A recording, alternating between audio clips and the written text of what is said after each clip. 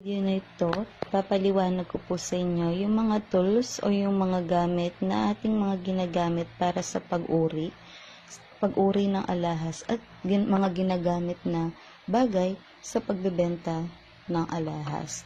So, unahin natin ang pag-uuri. Yan. Pag nag-uuri tayo ng alahas, lalo na sa mga ibang pawn shop na manual lang ginagamit, so, kapag makapal, kunwari, yung ring ay makapal or close yung alahas, ginagamitan po nila ng mga ganitong tools. So, usually, ito yung ginagamit, kinikikil, binubutas. So, wala akong router dito.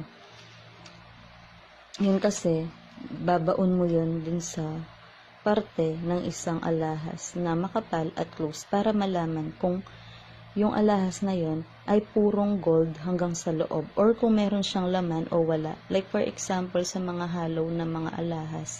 So, pag hollow kasi yan, walang laman sa loob. So, mukhang makapal sila pero walang laman sa loob. So, yun yung mga tinatawag natin mga hollow jewelries. So, gagamitan natin sila ng pambutas or kikikilin, tapos makikita natin na walang laman sa loob.